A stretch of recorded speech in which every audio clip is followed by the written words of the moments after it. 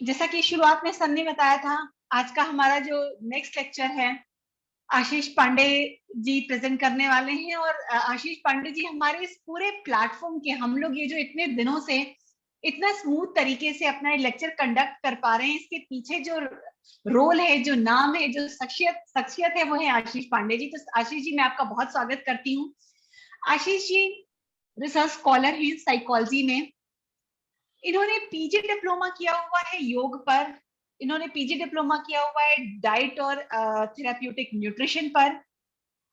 CBT practitioner हैं, certified career analyst हैं, पायस vision mental health foundation के को फाउंडर हैं, और पिछले 5 सालों से लगातार साइको एनालिसिस और साइकोथेरेपी में प्रैक्टिस कर रहे हैं। और आज का इनका जो टॉपिक है वो है रोल ऑफ योग and diet in mental health. अभी कल या परसों ही मैं देख रही थी, अभी टीम इंडिया ने जब पाकिस्तान पर जीत हासिल की, उसके बाद कल या परसों ही किसी दिन नरेंद्र मोदी और विराट कोहली का एक इंटरव्यू चल रहा था, जिसमें विराट कोहली ने मेंटल हेल्थ और फिजिकल हेल्थ का के कॉम्बिनेशन पर बात की थी कि आपकी मेंटल कंडीशन आपकी फिजिकल कंडीशंस को, और आपकी फिजिकल कंडीशंस आपकी मेंटल कंडीशन को जब तक सपोर्ट नहीं करेंगी, आप किसी भी फील्ड में क्यों ना हो, आप अच्छा, you are not going to perform your best. और उन्होंने अपनी उसी बात में, अपनी उसी इंटरव्यू में विराट कोहली ने फिजिकल एक्सरसाइज, स्पेशली योग और डाइट की बात की थी कि किस तरह से हम योग और डाइट को अपने डेली रूटीन में शामिल कर लें, तो न केवल हम फिजिकली फिट रहेंगे बल्कि मेंटली भी हम इतने फिट रहेंगे कि जो डेली रूटीन के हैजल्स होते हैं, जो स्ट्रेसेस होते हैं, हम उसको बहुत अच्छे से डील कर पाएंगे।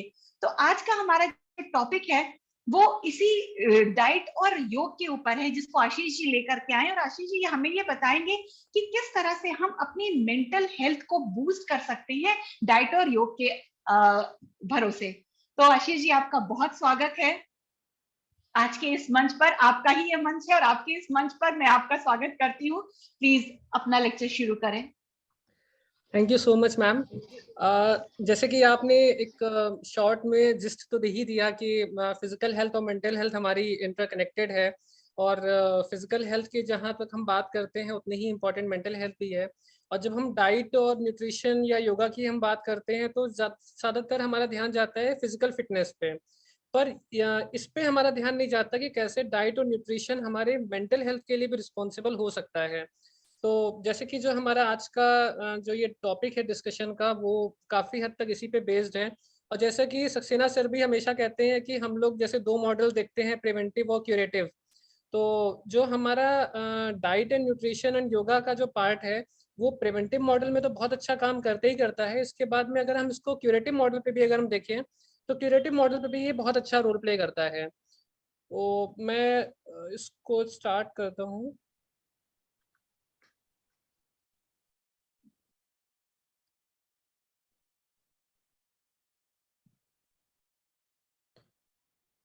सो विजिबल है slide? Yes yes. Okay sir. So अगर हम लोग जब हम लोग मेंटल हेल्थ की बात करते हैं स्पेशली डाइट से कनेक्ट करके, तो ऑल्दो हम लोग इस पे काफ़ी डिस्कशंस कर चुके हैं पहले भी कि जो हमारी मेंटल हेल्थ है वो स्टेट ऑफ वेलबींग रहती है। हमें इंटरनल कॉन्फ्लिक्ट से हमें फ्रीडम मिलता है अगर हमारी मेंटल हेल्थ अच्छी रहती है। हम एक सिचुएशन, एडवर्स कंडीशन में, एडवर्स सिचुएशन में, एडवर्स पर्सनालिटीज़ के साथ में किस तरीके से हम कोप अप करते हैं, वो कैपेसिटी बिल्डिंग हमारी होती है। और जो हमारा ह्यूमन इंटरेस्ट है उसमें कैसे हम अपने आप को अच्छा रोल प्ले कराते हैं, हमारे इमोशंस पे, हमारे फीलिंग्स पे, हमारे बिहेवियर पे किस तरीके से हम अपना कंट्रोल रखते हैं, ये सभी कुछ हमारा मेंटल स्टेट पे डिपेंड करता है कि कितना अच्छा हमारा मेंटल स्टेट रहने वाला है। अभी जब हम लोग बात करते हैं मेंटल हेल्थ और फिजिकल हेल्थ के कनेक्शन की, तो आज एक बहुत कॉमन सा एक सिनारियो बनता जा रहा है, ब्रेन गट कनेक्शन। ब्रेन गट कनेक्शन की जब हम बात करते हैं तो ये जो कनेक्शन है वो हमारे फिजिकल स्टेट और मेंटल स्टेट को जोड़ता है। क्योंकि हमारे जैसे ब्रेन में हमारे केमिकल्स होते हैं, वैसे ही हमारे गट में भी केमिकल्स और बैक्टीरियाज होते हैं जिनको हम माइक्रोब्स के फॉर्म में कंसिडर करते हैं। तो अगर हमारे ब्रेन में इम्बैलेंस हो रहा है तो हमारा गट भी इम्बैलेंस होना शुरू हो जाता है, और गट अगर हमारा इम्बैलेंस हो रहा है तो उसका डायरेक्ट इम्पैक्ट हमारे मूड पे पड़ता है, हमारे ब्रेन के केमिकल्स पे पड़ता है। और यही एक रीज़न है कि आज हमारे, अगर हम आज के सिनारियो में देखें तो कुछ साइकोसोमेटिक इलनेसेस ऐसी हैं जो आज बहुत कॉमन होती जा रही हैं, जिसमें सबसे ज़्यादा जो पॉपुलर है वो है IBS, इरिटेबल बाउल सिंड्रोम। और दूसरी जो प्रॉब्लम है वो है psychosomatic gastric disorder. Gastritis, gastric disorder आज के समय में बहुत बढ़ता चला जा रहा है। तीसरी जो प्रॉब्लम हम आज के समय में जो देख रहे हैं वो है फाइब्रोमाइल्जिया। फाइब्रोमाइल्जिया जो रहता है इसमें हमारा नर्व पेन हो गया, मस्कुलर पेन हो गया, जिसका रीजन आइडेंटिफाई नहीं हो पाता, बट बॉडी में एक पेन बना रहता है। बॉडी के किसी भी पार्ट में वो पेन हो सकता है। इवन कई बार फ्रीक्वेंट हेडेक्स की भी कंप्लेन आती है, जो कि सोमेटोफॉर्म में हमें या पैथोलॉजिकल हमें उसका कोई रीजन नहीं मिलता है, बट वहां पर पेन हेडेक बना रहता है। तो इसी को अगर हम थोड़ा सा और इलेबोरेट करके अगर हम समझे, तो आज के समय में गट को हमारा सेकंड ब्रेन भी कहा जाने लगा है। हिप्पोक्रेटिस ने एक स्टेटमेंट भी दिया था, all diseases begins in the gut. अगर हमारा स्टमक हेल्दी नहीं है, अगर हमारा डाइजेस्टिव सिस्टम अच्छा नहीं है, अगर हमारे जो खान पान है अगर हमारा वो अच्छा नहीं है, तो ज्यादातर बीमारियों की जड़ जो हमारा होता है वो पेट ही रहता है। इसीलिए हम इसको बोलते हैं गट इज द सेकेंड ब्रेन। जैसे अभी हम डिसीजेस की बात कर रहे थे कि जो हमारी डिसीजेस आज के समय में बढ़ रही हैं, कार्डियोवास्कुलर डिसीजेस बढ़ती जा रही हैं, कैंसर के इश्यूज बढ़ रहे हैं, डायबिटीज बहुत कॉमन होती जा रही है, चाहे वो टाइप 1 डायबिटीज हो, टाइप 2 डायबिटीज हो, हाइपरटेंशन है, gastric disorder, auto immune diseases बढ़ रही हैं। सो ये सारी की जो प्रॉब्लम्स आज हमारी बढ़ रही हैं वो कहीं ना कहीं हमारी लाइफ स्टाइल से कनेक्टेड है। हमारा जो खान पान है, जो हम चीज़ें खा रहे हैं, इंटेक कर रहे हैं, वो इतना डेफिशिएंट इंटेक कर रहे हैं, मतलब हम खाना तो खा रहे हैं, बट न्यूट्रिशन की जब हम बात करते हैं तो न्यूट्रिशन हमारी बॉडी में नहीं जा रहा है। और न्यूट्रिशन की बॉडी में जाने का यहाँ पे मतलब है कि हमारा जो मेंटल स्टेट पे जो न्यूट्रिशन हमें मिलना चाहिए वो हमारा नहीं बॉडी को मिल पाता है, जिसकी वजह से हमारी प्रॉब्लम्स बढ़ रही हैं, चाहे वो हमारे ब्रेन के लिए हो, चाहे वो हमारे गट के लिए हो। गट हेल्दी फूड अगर हमारा नहीं है तो हमारे लिए वो किसी भी तरीके से फ्रूटफुल नहीं होने वाला है। कॉजेस जैसे अभी मैंने बताया कि अनहेल्दी ईटिंग है, फिजिकल इनएक्टिविटी है, स्ट्रेस है, ओवर थिंकिंग है, सब्सटेंस यूज है, कोई प्रॉपर शेड्यूल ना होना, और इसके बाद में जेनेटिक और एनवायरमेंटल कंडीशंस। ये सारे कंट्रीब्यूटिंग फैक्टर्स हैं जो हमारी मेंटल इलनेस और फिजिकल इलनेस को कंट्रीब्यूट करते हैं। और इसी को ओवरकम करने के लिए हमारे लिए डाइट और योगा बहुत इंपॉर्टेंट है, फिजिकल एक्टिविटी बहुत इंपॉर्टेंट है। जब हम बात करते हैं डाइट और न्यूट्रिशन और योगा की, तो कुछ जो हमारे न्यूरोट्रांसमीटर्स होते हैं, हालांकि इनमें से सभी न्यूरोट्रांसमीटर्स से हम सभी लोग अवेयर हैं, पर आज जो स्टडीज, जो सबसे ज़्यादा जो स्टडीज आजकल नए हो रही हैं, वो कुछ ग्लूटामेट पे बहुत हो रही हैं, क्योंकि ग्लूटामेट आज के समय में जो हमारा एक्सीटेटरी जो न्यूरोट्रांसमीटर है, क्योंकि न्यूरोट्रांसमीटर की भी 3 कैटेगरीज हैं, एक्सीटेटरी, इनहिबिटरी और मॉड्यूलेटरी। तो जो एक्सीटेटरी इनहिबिटर में जब हम ग्लूटामेट की बात करते हैं, तो ग्लूटामेट जो हमारा रिस्पॉन्सिबल है वो अल्जाइमर के लिए रिस्पॉन्सिबल है, डिमेंशिया के लिए रिस्पॉन्सिबल है, पार्किंसन डिसीज के लिए रिस्पॉन्सिबल है, सीजर के लिए रिस्पॉन्सिबल है, और जितनी भी कॉग्निटिव फंक्शनिंग है हमारी, चाहे वो लर्निंग हो, मेमोरी हो, इम्बैलेंस हो, इन सभी के लिए ग्लूटामेट हमारा रिस्पॉन्सिबल होता है, जो कि एक काइंड ऑफ अमाइनो एसिड होता है जो हमारी बॉडी क्रिएट करती है, और उसी को ब्रेक डाउन होते होते वो हमारे न्यूरोट्रांसमीटर्स में एब्जॉर्ब होता है। फिर इसके बाद में जो हमारा गाबा है, गामा अमाइनो ब्यूट्रिक एसिड, जो कि हमारा रिस्पॉन्सिबल होता है एंजाइटी के लिए, इरिटेबिलिटी के लिए, स्लीप डिस्टर्बेंस के लिए, सीजर्स के लिए, डिप्रेशन के लिए। और सेरोटोनिन से हम लोग सभी लोग परिचित हैं। और इसके बाद में जो हमारा हिस्टामिन है, डोपामाइन है, और एपिनेफ्रिन है। और इधर कुछ रिसेंट स्टडीज हुई हैं हमारी एस्ट्रोजन और प्रोजेस्टेरॉन पे भी। यूजुअली तो इनको वैसे तो सेक्स हार्मोन्स के या सेक्स केमिकल्स के फॉर्म में भी देखा जाता है, पर अभी जो रिसेंट फाइंडिंग्स निकली हैं उसमें ये पाया गया है कि जो हमारा एस्ट्रोजन और प्रोजेस्टेरॉन है, ये नॉन रिप्रोडक्टिव सिस्टम ऑर्गन्स पे भी वर्क करता है। तो अगर हम इसकी फाइंडिंग्स को अगर हम कंसिडर करें, तो प्रोजेस्टेरॉन को देखा गया है कि ये हमारे सेंट्रल नर्वस सिस्टम में कॉग्निशंस को रेगुलेट करने के लिए हेल्प करता है, मूड को रेगुलेट करने में हेल्प करता है, न्यूरोजेनेसिस में हेल्प करता है, और इस साथ साथ ट्रॉमेटिक जो ब्रेन इंजरी होती है उसमें भी प्रोजेस्टेरॉन का रोल पाया गया है। एस्ट्रोजन को अगर हम बात करें नॉन रिप्रोडक्टिव फंक्शनिंग के तौर पे, तो इसका भी जो हमारे बॉडी में जो पार्ट देखा गया है वो ऑलमोस्ट हर ऑर्गन पे इसका इम्पैक्ट पड़ता है। ब्रेन में ब्लड फ्लो को कंसिडर करने में इसका रोल प्ले होता है, मेमोरी और फाइन मोटर स्किल्स में इसका रोल है। इसके अलावा अगर जो ब्रेन फॉगिंग जो हमारे होती है, ब्रेन फॉगिंग में भी हमारे एस्ट्रोजन का रोल कंसिडर किया गया है कि अगर लो लेवल ऑफ एस्ट्रोजन है तो हमारा ब्रेन फॉगिंग वहाँ पे बढ़ जाता है। अब हम जब फूड ब्रेन कनेक्शन की बात करते हैं तो फूड ब्रेन कनेक्शन को समझने के लिए हमें थोड़ा सा न्यूट्रिशनल बायोकेमिस्ट्री को समझना पड़ेगा। न्यूट्रिशनल बायोकेमिस्ट्री की जब हम बात करते हैं तो न्यूट्रिशनल बायोकेमिस्ट्री में जो रिसेंट फाइंडिंग्स हो रही हैं वो न्यूट्रिशनल न्यूरोसाइंसेस को लेकर के हो रही हैं। न्यूट्रिशनल न्यूरोसाइंसेज में हम ये देख रहे हैं कि जो हमारा डाइट और न्यूट्रिशन है, जो हमारे न्यूट्रिशनल कंपोनेंट होते हैं, चाहे वो हमारे विटामिन हो, मिनरल्स हो, कार्बोहाइड्रेट, फैट हो, हमारे ये सभी चीजें हमारे कॉग्निशन, बिहेवियर और इमोशंस पे इम्पैक्ट डालती हैं। सिर्फ फिजिकल हेल्थ ही नहीं, मेंटल हेल्थ पर भी अब काम हो रहा है और डाइट का रोल उसमें देखा जा रहा है। तो ऐसे कई सारे इंटरनेशनल जर्नल्स हैं, जिसमें से international journal of environmental research and public health, Indian dietetics association जो हमारा इंडिया का है, इन दोनों में बहुत सारी स्टडीज ऐसी हुई हैं जिसमें न्यूट्रिशनल इम्पैक्ट को कंसिडर किया गया है मूड और ब्रेन पे। तो अभी तक तो जो हमारी फिजिकल हेल्थ में रिलेशनशिप हमने देखा है फूड का, पर अब मेंटल हेल्थ में जैसे ये इमर्ज हो रहा है उसको हम आगे देखते हैं। अब जब हम न्यूट्रिशनल बायोकेमिस्ट्री की बात करते हैं तो हमारे पास दो फॉर्म में न्यूट्रिएंट्स रहते हैं, मैक्रोन्यूट्रिएंट्स एंड मैक्रोन्यूट्रिएंट्स। मैक्रोन्यूट्रिएंट्स में carbohydrate, protein, fat, and micronutrients में विटामिन और मिनरल्स। यहाँ पर हम पूरी बायोकेमिस्ट्री को नहीं समझेंगे, हम सिर्फ उतने पार्ट को समझेंगे जो हमारे मेंटल स्टेट के लिए, मेंटल हेल्थ के लिए रिस्पॉन्सिबल होता है। तो अब अगर हम कार्बोहाइड्रेट्स की बात करते हैं तो कार्बोहाइड्रेट का जो मेन रोल है वो है release of insulin in the body. अब इंसुलिन जो हमारा है वो हेल्प करता है हमारे शुगर को सेल्स तक पहुंचने में, जो कि हमारी बॉडी को एनर्जी देता है। जो कार्बोहाइड्रेट ही रिस्पॉन्सिबल होता है ट्रिप्टोफान को ब्रेक करने के लिए। ट्रिप्टोफान जो हमारा अमाइनो एसिड है, इसी से हमारा सेरोटोनिन बनता है, जो कि हमारे लिए ब्रेन को और बॉडी को मैसेजेस कन्वे करता है। इसके अलावा जो हम डाइट में जब हम कार्बोहाइड्रेट को कंसिडर करते हैं तो यहाँ पर दो तरीके का कार्बोहाइड्रेट रहता है, एक होता है हाई ग्लाइसेमिक इंडेक्स वाला और एक होता है लो ग्लाइसेमिक इंडेक्स। ज्यादातर जो यंगस्टर्स हैं वो हाई ग्लाइसेमिक इंडेक्स वाली डाइट लेते हैं, कार्ब रिच डाइट लेते हैं, जो कि आज के समय में डायबिटीज शुगर तक पहुंच रही है। लो ग्लाइसेमिक इंडेक्स की जब हम डाइट लेंगे वो हमारे लिए रिस्पॉन्सिबल होती है हमारी हेल्थ को अच्छा करने के लिए।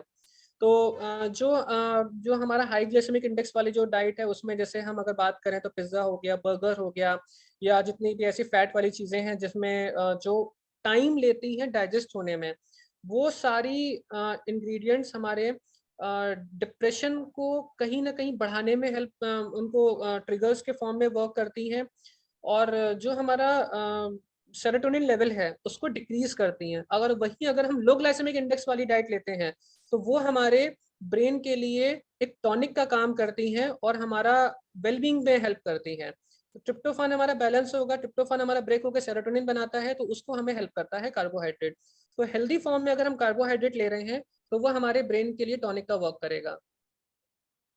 फिर हम बात करते हैं जब प्रोटीन्स की, तो प्रोटीन्स में हमारे जो इसेंशियल प्रोटीन्स हैं, इसेंशियल अमाइनो एसिड्स हैं, like histidine, isoleucine, leucine, lysine, methionine, phenylalanine, threonine, tryptophan and valine, ये सारे जो हमारे इसेंशियल अमाइनो एसिड्स हैं, ये सारे अमाइनो एसिड जो है वो न्यूरोट्रांसमीटर्स को फॉर्म करने में हेल्प करते हैं, जो कि हमारे अमाइनो एसिड से ही बनते हैं।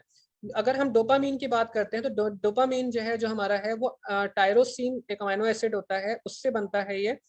तो टायरोसिन को अगर हमें बूस्ट करना है, टायरोसिन को बूस्ट करना मतलब डोपामीन को बूस्ट करना, मतलब उसके इम्बैलेंस को हमें बैलेंस रखने के लिए प्रोटीन रिच डाइट लेनी पड़ती है। प्रोटीन रिच डाइट अगर हमारी रहेगी तो हमारा जो मूड है, हमारा जो इरिटेबिलिटी है, या जो जिन पेशेंट्स में हम एग्रेशन का बहुत ज़्यादा फॉर्म देखते हैं, उसको हम काफ़ी हद तक कंट्रोल कर पाते हैं। इसके अलावा अगर लो डोपामिन लेवल रहता है तो लो डोपामिन लेवल में अगर हम देखें तो डिप्रेशन हो गया, एडिक्शन हो गया, एडीएचडी हो गया, अल्जाइमर है, स्किज़ोफ्रेनिया है, ये सारी problems lack of dopamine level की या डोपामिन के इंक्रीज लेवल या डिक्रीज लेवल पे होती हैं, तो इसको बैलेंस रखना जरूरी होता है। तो अगर हम डाइट में अपने प्रोटीन को अगर हम इंक्रीज कर देते हैं तो हमारा वो बैलेंस होना शुरू हो जाता है और हमारे न्यूरोट्रांसमीटर्स प्रॉपर फंक्शन करना शुरू कर देते हैं। Fatty acids and essential fatty acids की जब हम बात करते हैं तो ये हमारा जो ब्रेन है, ब्रेन हमारा 70% ऑफ ब्रेन जो है वो हमारा फैट से बना होता है। यहाँ पे एसेंशियल फैटी एसिड्स, तो ब्रेन की प्रॉपर फंक्शनिंग के लिए हमें राइट काइंड ऑफ फैट चाहिए होता है, और उसके लिए हमें ओमेगा 3 रिच डाइट जब हम लेते हैं तो ये हमारे ब्रेन को प्रोसेसिंग करने में हेल्प करती है, हमारी लर्निंग प्रोसेस को हेल्प करती है, मेमोराइजेशन में हेल्प करती है हमें। इसीलिए आज के सिनारियो में जब हम प्री नेटल और पोस्ट नेटल जब हम बात करते हैं तो प्री नेटल हाइजीन में DHA ऐड कराया जाता है, काइंड ऑफ ओमेगा 3 होता है ये, जो कि जब कोई भी वुमेन कंसीव करती है तो उनको डाइट में ये ऐड करना रहता है, जिससे कि उनका जो ओमेगा 3 लेवल है वो बढ़े, और जो बच्चे का जो मेंटल स्टेट का डेवलपमेंट होना है प्री नेटल कंडीशन में, वहाँ पर वो उसका प्रॉपर डेवलपमेंट हो सके, जिसको हम लोग अर्ली एज डेवलपमेंट भी बोलते हैं। तो अगर हमें ओमेगा 3 को डाइट में अगर हम देखें तो जितने भी हमारे सीड्स होते हैं, सीड्स हमारे सारे ओमेगा 3 रिच होते हैं। जरूरी नहीं है कि हम ओमेगा 3 के कैप्सूल्स ये लें तो ही हमें ओमेगा 3 मिलेगा। हम flax seeds, chia seeds, walnuts, और आगे अभी हम और भी इसमें डिटेल में समझेंगे इसको।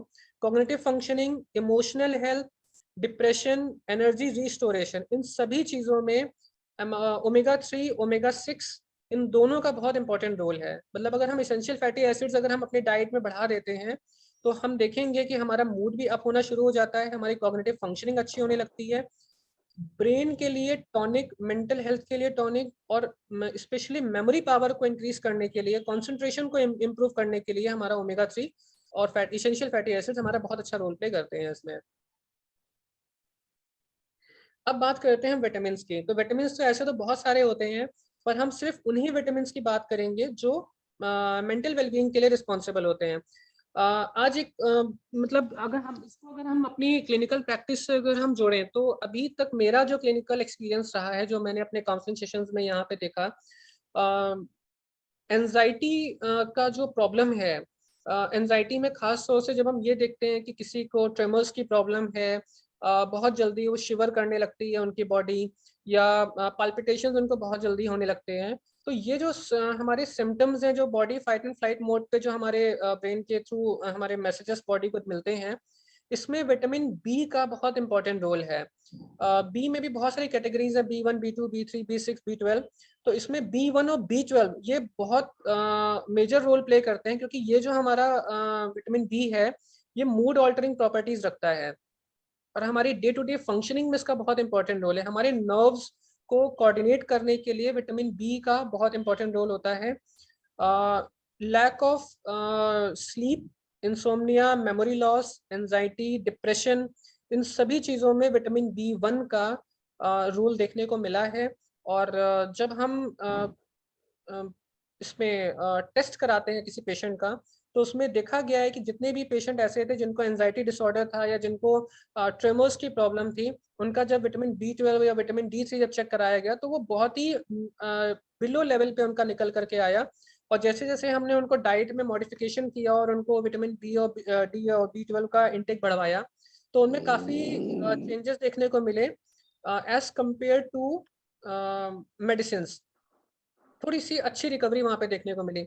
दूसरा जो विटामिन B12 का जब हम रोल देखते हैं तो आरबीसी को फॉर्म करने में तो इसका रोल है ही, इसके अलावा ऑक्सीजन फ्लो को प्रॉपर करने में, जो कि मूड स्विंग के लिए रिस्पॉन्सिबल होता है, पैरानोइया में इसका बहुत अच्छा रोल देखने को मिला है, इसके इम्प्रूवमेंट में, इरिटेबिलिटी, कन्फ्यूजन, डिमेंशिया, इसमें सभी चीज़ों में विटामिन B12 का, विटामिन B6 का, विटामिन B1 का काफ़ी अच्छा रोल देखने को मिल रहा है। तो अगर हम डाइट में विटामिन B12 को इंक्रीज कर देते हैं तो हम देखेंगे कि जो हमारा डोपामीन और सेरोटोनिन का लेवल है वो हमारा बैलेंस होने लगता है, और जो कि हमारे मेंटल स्टेट को रेगुलेट करने में हेल्प करता है। अब आता है विटामिन सी। विटामिन सी से हम सभी लोग जानते हैं कि विटामिन सी हमारा इम्यून बूस्टिंग प्रॉपर्टी रखता है, बट विटामिन सी का एक बहुत इंपॉर्टेंट रोल है हमारे मूड पे। विटामिन सी और मूड हमारा इंटरकनेक्टेड है, जिनमें भी डिप्रेसिव फेज या डिप्रेसिव सिम्टम्स देखने को मिले हैं, डिप्रेशन डायग्नोज नहीं हुआ है या क्रोनिक फटीग देखने को मिला है, तो उनमें विटामिन सी की डिफिशियंसी देखने को मिली है। तो अगर हम ऐसे कंडीशन में जहां पर हमें बहुत ज़्यादा क्रोनिक फटीग रेगुलर बेसिस पे देखने को मिल रहा है, उनका कहना ये है कि हम तो डाइट भी लेते हैं अच्छे से और हम प्रॉपर सारा कुछ हमारा रूटीन भी अच्छा, बट फिर भी हमें एक काइंड ऑफ फटीग हमें फील होता रहता है, हमें काइंड ऑफ वीकनेस हमें फील होती रहती है, तो कहीं ना कहीं वहाँ पर विटामिन सी की डिफिशियंसी देखने को मिली है। तो अगर हम विटामिन सी का नॉर्मल लेवल अगर हम लेना शुरू कर देते हैं, तो हम देखेंगे कि हमारा कम्युनिटी फंक्शन भी अच्छा होता है, हमारा मूड भी अच्छा होता है और एंजाइटी के सिम्टम्स को भी हम काफ़ी हद तक रिड्यूस कर पाते हैं। इसके बाद में हमारा जो नेक्स्ट है वो है हमारा विटामिन डी। विटामिन डी हमारा इसका तो डायरेक्ट इंटेक हमारा सन से रहता ही है। विटामिन डी का और मेंटल हेल्थ का डायरेक्ट कनेक्शन है। अगर हमें डिप्रेशन है और हमें एंजाइटी है, हमें लो मूड है, हमें लैक ऑफ कॉन्फिडेंस है, हमें lack of self esteem, poor self esteem की प्रॉब्लम है, तो अगर आप ऐसे व्यक्ति का अगर विटामिन डी चेक करोगे तो उसका विटामिन डी डेफिशिएंट मिलेगा। थायराइड की प्रॉब्लम बढ़ रही है, थायराइड भी हमारा डायरेक्टली कनेक्टेड है विटामिन डी से। विटामिन डी कम होगा तो थायराइड बढ़ेगा, थायराइड का इम्बैलेंस होगा, थायराइड इम्बैलेंस होगा तो विटामिन डी हमारा अपने आप लो हो जाएगा। तो विटामिन डी का इंटेक अगर हम अपनी डाइट में बढ़ा देते हैं तो हम देखेंगे कि हमारी जो मेंटल हेल्थ है, स्पेशली डिप्रेशन और मूड डिसऑर्डर्स, उस पे विटामिन डी का बहुत मेजर रोल देखने को मिला है। और कई सारी रिसर्चेस ऐसी हुई हैं जिसमें ये पाया गया है कि विटामिन डी डेफिशिएंट लोगों में ज़्यादा प्रोन होते हैं वो as compare to normal vitamin D person. और इसको अगर देखना है तो अगर हम देखेंगे जो सीजनल अफेक्टिव डिसऑर्डर होता है एसएडी, और या ऐसे लोगों में जिनमें अब हम ये देखेंगे कि जो सर्दियां जैसे शुरू होने लगती हैं उनका डिप्रेसिव फेज होना शुरू हो जाता है या उनके डिप्रेशन के सिम्टम्स वहाँ पे ट्रिगर होना शुरू हो जाते हैं। तो वहाँ पर चूंकि lack of vitamin D exposure हो जाता है हमारा, हमें सनलाइट नहीं उतना अच्छे से मिल पाती है, तो वहाँ पर हमारे ये मूड डिसऑर्डर ज़्यादा देखने को मिल जाते हैं। तो जहाँ पर भी मूड डिसऑर्डर है वहाँ विटामिन डी कनेक्टेड है, जहाँ पर एंजाइटी डिसऑर्डर है वहाँ पे विटामिन B12 कनेक्टेड है। तो ये चीज़ हमें थोड़ा सा ध्यान में रखनी रहती है। अब आता है जिंक का। जिंक तो जनरली जिंक और आयरन हमारा हम कंसिडर करते हैं ये हमारा मिनरल के फॉर्म में आता है, पर इसका जो मेटाबॉलिज्म है या ब्रेन के ग्रोथ और डेवलपमेंट में इसका बहुत बड़ा रोल है। और ऐसी कई सारी स्टडीज में पाया गया है कि जो बिहेवियरल डिस्ट्रप्शंस होते हैं, बिहेवियरल डिस्ट्रप्शंस में जिंक की डेफिशिएंसी पाई गई है, जो कि इफेक्टिव मेंटल हेल्थ को ऑपरेट करने में एक बैरियर का काम करती है। तो अगर हमारा जिंक हमारी बॉडी में प्रॉपर नहीं है तो जो हमारे केमिकल मैसेजेस जो हमारे जा रहे हैं, जो हमारे न्यूरोट्रांसमीटर्स न्यूरॉन्स हमारे कैरी करते हैं मैसेजेस को, वो इजीली हमारी बॉडी तक नहीं पहुंचते हैं। तो इसीलिए हम यहाँ पर हम जिंक को सप्लीमेंट करते हैं। डाइट में ऐसी बहुत सारी चीज़ें हैं जिनको हम ले करके जिंक को बैलेंस कर सकते हैं। फिर हमारा आता है मैग्नीशियम। मैग्नीशियम का भी बहुत इंपॉर्टेंट रोल है हमारी बॉडी में, हमारे माइंड पे, क्योंकि ये हमारे नर्वस सिस्टम को काम करने में हेल्प करता है। रिलैक्सेशन जो हमें चाहिए होता है उसके लिए मैग्नीशियम का रोल है। अगर हम डाइट में मैग्नीशियम हमारा कम हो गया है तो इसका डायरेक्ट इम्पैक्ट हमारे स्लीप पे पड़ता है। हमारे इंसोम्निया जो हमारा इतना बढ़ रहा है वो कहीं ना कहीं मैग्नीशियम के मिनरल ना होने की वजह से भी रिस्पॉन्सिबल है उसके लिए। अगर हमारा मैग्नीशियम का इंटेक अगर हम बढ़ा देते हैं तो हम देखेंगे कि हमारे जो स्लीप साइकिल है वो बैलेंस होने लगती है, जो हमारी मसल्स हैं वो रिलैक्स होने लगती हैं। इसके साथ साथ इसका प्री मेंस्ट्रुअल सिंड्रोम्स पे भी इसका रिजल्ट देखने को मिला है, पॉजिटिव रिजल्ट्स। और हाइपरटेंशन विद ADHD, इसमें भी हमें पॉजिटिव रिजल्ट्स देखने को मिले हैं जब हम मैग्नीशियम को थोड़ा सा डाइट में बढ़ा देते हैं। यहाँ पर एक चीज और आती है कि जब हम ये विटामिन और मिनरल्स की जब हम बात करते हैं या न्यूट्रिशनल कंपोनेंट्स की बात करते हैं, तो जो हमारा ट्रेडिशनल डाइट है, जो हम इंडियन ट्रेडिशनल डाइट की बात करते हैं, तो इंडियन ट्रेडिशनल डाइट जो है वो हमारा कॉम्बिनेशन होता है जिसमें हमारे पास कार्बोहाइड्रेट्स भी होते हैं, प्रोटीन्स भी होते हैं, मिनरल्स भी होते हैं, फैट भी होते हैं, और हमें सारे इसेंशियल न्यूट्रिएंट्स हमको मिल जाते हैं। आज हम क्या कर रहे हैं, इसेंशियल न्यूट्रिएंट से दूर होते जा रहे हैं। हम इजी टू कुक फूड ले रहे हैं। जो बच्चे हैं या जो हमारे यंगस्टर्स हैं उनके सामने जो फूड को प्रेजेंट किया जा रहा है वो इस तरीके से प्रेजेंट किया जा रहा है कि अगर हम देखते हैं जब मैगी का ऐड आता है कि 2 मिनट इंस्टेंट मैगी नूडल्स या और ऐसे इंस्टेंट रेडी फूड जो हमें मिल रहे हैं, उनसे हम न्यूट्रिशन नहीं ले रहे हैं, हम अपने पेट को भर रहे हैं खाली। तो ये एक बहुत बड़ा रीजन बन रहा है जो हमारे माइंड को और बॉडी को अनहेल्दी करता जा रहा है। बहुत ऐसा नहीं है कि अगर हम कार्बोहाइड्रेट बढ़ा दें खाली और प्रोटीन और फैट ना लें तो हमारा काम चल जाएगा। नहीं, कार्बोहाइड्रेट को एक्नॉलेज करने के लिए, उसको एब्जॉर्ब करने के लिए हमें प्रोटीन की हेल्प चाहिए। कार्बोहाइड्रेट और प्रोटीन को एब्जॉर्ब करने के लिए हमें फैट और मिनरल्स की हेल्प चाहिए। तो सारी चीजें हमारी इंटरकनेक्टेड हैं और हर एक चीज का बैलेंस्ड अमाउंट होना वो बहुत जरूरी है। इसीलिए पुरानी जो हमारी जो इंडियन थाली हुआ करती थी उसमें दाल चावल रोटी सब्जी कंसिडर किया जाता था, क्योंकि उसमें हमें दाल से प्रोटीन मिल रहा है, रोटी से हमें कार्बोहाइड्रेट मिल रहा है, सब्जियों से हमें मिनरल्स और विटामिन मिल रहे हैं। और इस तरीके से हम एक कॉम्बिनेशन क्रिएट करते थे जो हमारी डाइट को हेल्दी बनाता था। और इसी को हम आगे बढ़ते हुए हम अपने बैलेंस डाइट को लेके चलते थे और हमारा रूटीन भी अच्छा होता था, हमारी हेल्थ भी अच्छी रहती थी। आज हर दूसरे तीसरे व्यक्ति में हमें पेट से संबंधित समस्याएं देखने को मिलती हैं, शुगर लेवल बढ़ा हुआ हमें मिलता है, क्योंकि हमारा जो कार्बोहाइड्रेट लेवल है वो इतना ज्यादा डिस्टर्ब हो चुका है कि हमें पता ही नहीं है कि हम क्या चीज सही खा रहे हैं, क्या चीज हम गलत खा रहे हैं। कोल्ड ड्रिंक बहुत बहुत कॉमन है, कोल्ड ड्रिंक में जो शुगर जा रही है वो हमारे बॉडी को कहीं ना कहीं नेगेटिव फॉर्म में बढ़ा रही है। अब इसमें जब हम बात करते हैं कि हमें क्या क्या फूड इनटेक लेना चाहिए जो कि हमारे डोपामिन और सेरोटोनिन लेवल को बैलेंस कर सके, तो यही दो ऐसे मेजर हमारे न्यूरोट्रांसमीटर्स हैं जो सभी तरीके के डिसऑर्डर्स में हेल्प करते हैं। अगर हम इनको बैलेंस करने के लिए जो डाइट ले रहे हैं वो ऑटोमेटिकली हमारी बाकी के भी जो हमारे न्यूरोट्रांसमीटर्स हैं उसको बैलेंस करने में हेल्प करता है। तो अगर हमें डोपामिन को बैलेंस करना है तो हमें दो चीजों का ध्यान रखना, एक तो हमें मैग्नीशियम को हमें बढ़ाना होगा, मतलब मिनरल को हमें बढ़ाना होगा मैग्नीशियम में, और टायरोसिन जो अभी हम लोगों ने देखा था कि प्रोटीन में होता है तो प्रोटीन को हमें बढ़ाना होगा। तो प्रोटीन और मिनरल्स इसको बैलेंस करेंगे तो हमारा डोपामिन लेवल बैलेंस होना शुरू हो जाएगा। तो अब अगर हम डाइट में देखें किन किन चीजों में हमें ये देखने को मिलता है, तो अगर हम नॉन वेज में बात करें तो चिकन में हमें मिल जाता है, और अगर हम वेज में बात करें तो आमंड्स हैं, आमंड्स हो गए, एप्पल हो गया, एवोकेडो हो गया, बनाना हो गया, बीट्स हो गए। चॉकलेट में एक चीज यहाँ पर है कि जनरली चॉकलेट को मूड एलिवेटर के फॉर्म में देखा जाता है, तो ऐसा नहीं है।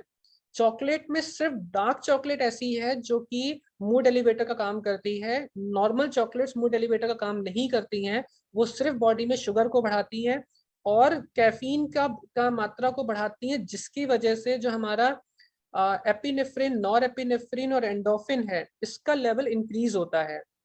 इसका लेवल बैलेंस रहना चाहिए, बट ये हमारा एड्रेनलिन रश कॉज करता है जो कि हमारे लिए बॉडी के लिए अच्छा नहीं होता है। तो इसलिए हमें डार्क चॉकलेट प्रेफर करनी है, ना कि normal chocolate. Green leafy vegetables हो गए, ग्रीन टी हो गई। ग्रीन टी भी सबके लिए रिकमेंडेड नहीं होती है। अगर किसी की बॉडी बहुत ज्यादा एसिडिक है, जिसको एसिडिटी की प्रॉब्लम है, गैस्ट्राइटिस की प्रॉब्लम है, उसको ग्रीन टी रिकमेंड नहीं की जाती है। जिसकी नॉर्मल है, जिसको कोई प्रॉब्लम नहीं है, वहां पर ग्रीन टी अच्छा रोल प्ले करती है। ओट मील हो गया, जिसको हम लोग दलिया के फॉर्म में भी जानते हैं। ऑरेंज हो गया, ऑरेंज में क्योंकि हमें विटामिन सी मिल जाता है, तो विटामिन सी और मैग्नीशियम मिलने की वजह से हमारा जो एनर्जी लेवल है वो हमारा बैलेंस होता है। पी है, मतलब मटर के दाने हो गए या पीनट बटर हो गया हमारा। पंपकिन सीड्स हो गए। टोमेटो हो गया, टोमेटो में भी हमें विटामिन सी मिल जाता है, इसलिए हमारा वो वहाँ पे हेल्प करता है। टर्मरिक, टर्मरिक में भी हमें विटामिन सी मिलता है और इसमें एंटी इम्यूनोजेनिक प्रॉपर्टीज होती हैं, इसलिए ये हमारे मूड को एलिवेट करता है। वाटरमेलन हो गया। इसके अलावा जितने भी नट्स और सीड्स हैं वो सारे हमारे इसमें हेल्प करते हैं डोपामिन को बैलेंस करने में। इसके बाद हमारा आता है सेरोटोनिन लेवल को हमें बैलेंस करने के लिए। तो सेरोटोनिन की जब हम बात करते हैं तो हमें कार्बोहाइड्रेट की बात करनी पड़ेगी कि कार्बोहाइड्रेट को अगर हम बैलेंस करते हैं और लो ग्लाइसेमिक इंडेक्स वाला कार्बोहाइड्रेट रिच फूड अगर हम ले रहे हैं तो हमारा सेरोटोनिन का लेवल बैलेंस हो जाएगा, क्योंकि सेरोटोनिन हमारा बन रहा है ट्रिप्टोफान से। और इसमें अगर हम इंस्टेंट फूड की अगर हम बात करें, अगर हमें कभी एकदम से बहुत मूड हमें लो फील हो रहा है या हमें डिप्रेस फील हो रहा है या हमें बहुत ज़्यादा स्ट्रेस फील हो रहा है, तो बनाना एक ऐसा फूड है जो इजीली अवेलेबल है। बनाना में हाई क्वांटिटी में ट्रिप्टोफान पाया जाता है, ट्रिप्टोफान अमीनो एसिड जो कि सेरोटोनिन को बनाता है। और सेरोटोनिन जो है वो हमारे इंस्टेंट मूड को एलिवेट कर देता है। तो अगर हमें कुछ भी नहीं मिल रहा है और हम बहुत परेशान हो रहे हैं मेंटली और बहुत ज़्यादा स्ट्रेस फील हो रहा है, तो हम 1 केला या 2 केला अगर हम उस समय खा लेंगे तो हम देखेंगे कि हमारा स्ट्रेस लेवल बहुत जल्दी रिड्यूस हो रहा है, बहुत जल्दी हमारी बॉडी में फिजिकल और मेंटल फॉर्म में हमें चेंजेस देखने को मिल जाएंगे। इसके अलावा अगर हम इसमें मेंटल हेल्थ बूस्टर फूड्स को अगर हम देखें तो हमारे सामने इसमें एग आ जाता है, चीज़ है, लो स्किम्ड मिल्क है। लो स्किम्ड मिल्क में हमारा मतलब मलाई हटा करके जो हम दूध प्रोसेस करते हैं, पाइनएप्पल हो गया, कीवी हो गया, पोमोग्रेनेट हो गया, अनार हो गया हमारा। टोफू जो है वो हमारा सोया मिल्क को प्रोसेस करके बनाया जाता है। सामन फिश हो गई। सीड्स में सभी तरीके के सीड, स्पेशली अगर हम सीड्स की जब हम बात करते हैं तो सभी सीड्स में ओमेगा 3 रिच सीड्स होते हैं ये। तो पंपकिन सीड हो गए, चिया सीड्स हो गए, फ्लैक्स सीड्स हो गए, फल फ्लैक्स सीड्स का मतलब अलसी के दाने, रागी, सनफ्लावर सीड्स हो गए। इन सबकी जो मात्रा होती है वो हमें आधा चम्मच से भी कम लेनी होती है, क्योंकि एक तो ये गर्म बहुत होते हैं, दूसरा ये इंस्टेंट रिजल्ट्स देते हैं। तो हम आधे चम्मच से भी कम मात्रा अगर हम इनकी नियमित रूप से ले रहे हैं तो हम देखेंगे कि हमारा मूड एक तो स्टेबल रहेगा, हमारा कंसंट्रेशन, हमारी मेमोरी वो बहुत अच्छी रहेगी। एडीएचडी में और सिर्फ जहाँ पर बच्चे हाइपर एक्टिव हैं, एडीएचडी नहीं है, सिर्फ हाइपर एक्टिव हैं वहां पर, और जहाँ पे लैक ऑफ कंसंट्रेशन और लैक ऑफ मेमोरी है बच्चों में, अगर हम उन बच्चों में आयरन की अगर हम इंटेक बढ़ा देते हैं तो हमें उनमें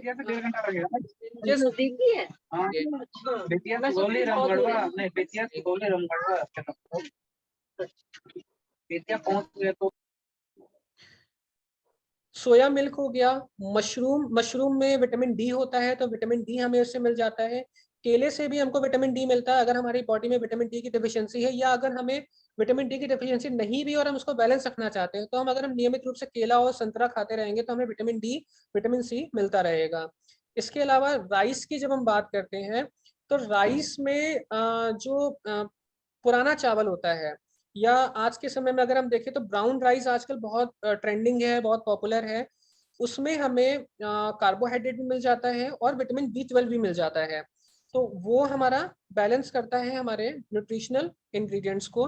लीफी वेजिटेबल से हमें मिल जाता है, जो हमारे आयरन चाहिए, हमें मिनरल्स चाहिए, वो हमारे लीफी वेजिटेबल से मिल जाते हैं।